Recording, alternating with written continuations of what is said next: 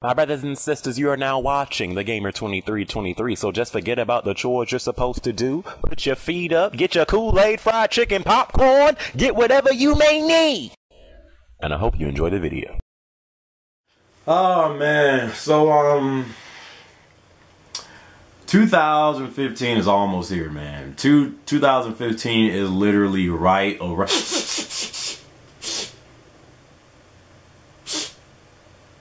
Can you smell it?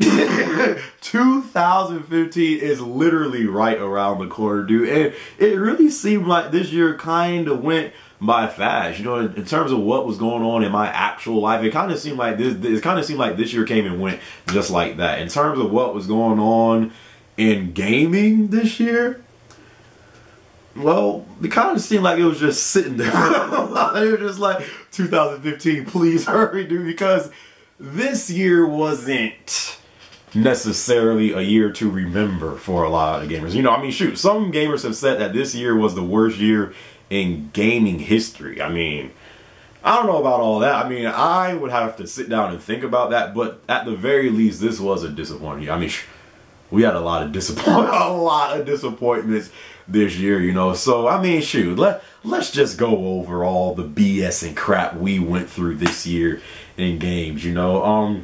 First off, you know, this was the first official year of that PlayStation 4 and the Xbox One era. You know, they came out towards the ending of 2013, you know, and this was the first official year of the PS4 and Xbox One. And with that came dryness, you know. Instead of the greatness awaits thing going on with the PS4, they should have said dryness awaits, because it seemed like on both the PS4 and Xbox One, it literally seemed like at one point there were no games to play. Like, it seemed like we were out in the Sahara Desert and we was just looking for any game possible to quench that thirst. And the second we got our hands on that game could not do the job. So we were constantly looking for the next game. I mean, how many times did I say this year, I just want my thirst to be quenched? Like, it seemed like I was saying that every month. Something, please quench my thirst. And then when that game came out, it couldn't hold me over. So then I was looking for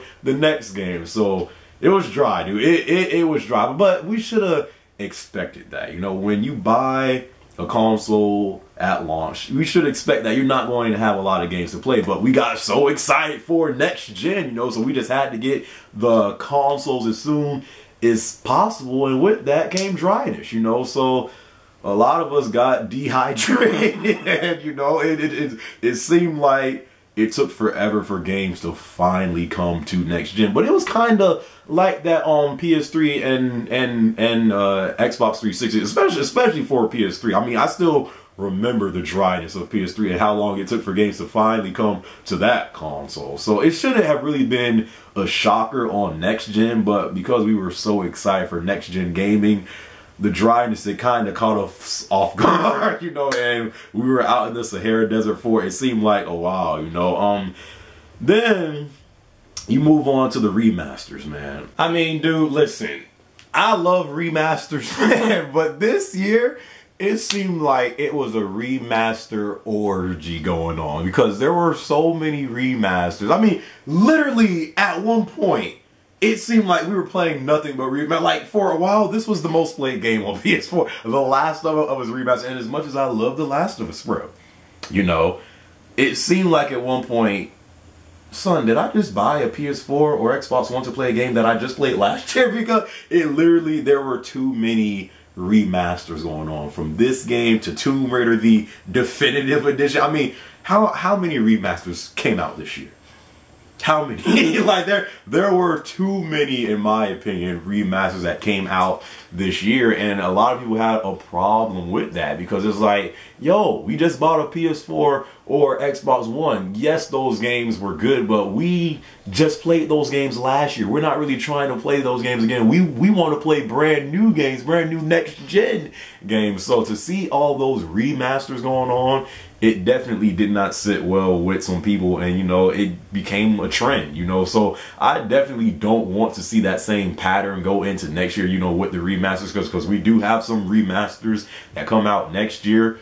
hopefully it's not as popular as it was this year. Again, I'm all for remasters, but I think what makes a great remaster is the timing of that remaster. Like one of the reasons why I love the Kingdom Hearts HD remasters is because Kingdom Hearts came out years ago, dude. So to get it again on the console is not so bad. But when you just played a game not even a year in and it's getting a remaster, a lot of people had an issue with, you know, with that. So I'm all for remasters, but I definitely don't want to see the same pattern that we've seen this year go into next year. And then you get into the disappointing titles. How many times did we hype up a game, you know, it was like, oh my gosh, shoot, when this game comes out, the thirst will be quenched. And then when it finally did come out, it was like, this is it? Like, it wasn't necessarily a bad game. It was just disappointing. I mean, from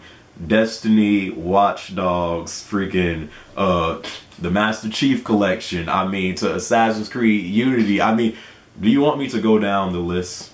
Do you have time for me to go down the list? Because it seemed like almost every game we were hyped for this year was disappointing. So you had a lot of disappointment, a lot of remasters, a lot of downgrades.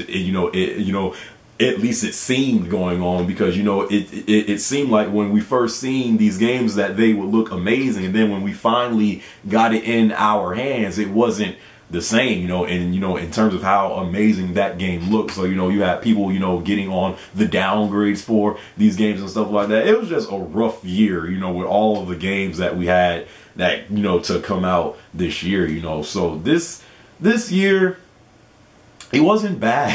It really wasn't bad, but it was just, you just had a lot of, this year really tested your passion on how much you really love gaming. Like, how much do you really like to play games? Because we're about to test you right now. It was like a testy year, you know. It was rough, you know. But again, this was like the first official year of the PS4 and Xbox One era. It can only get better from here, and I really do feel like next gen will start next year, you know, in 2015. That's when we have a lot of titles to look forward to, and I don't think these titles will be as disappointing as the titles this year was. So what did you guys think about, you know, games this year? You know, how was it for you? Was it good? Was it bad? Was it, yeah, you know, leave your thoughts down in the comment section below. And yeah, man, I'll catch you guys in my next video. Seconds. Peace out.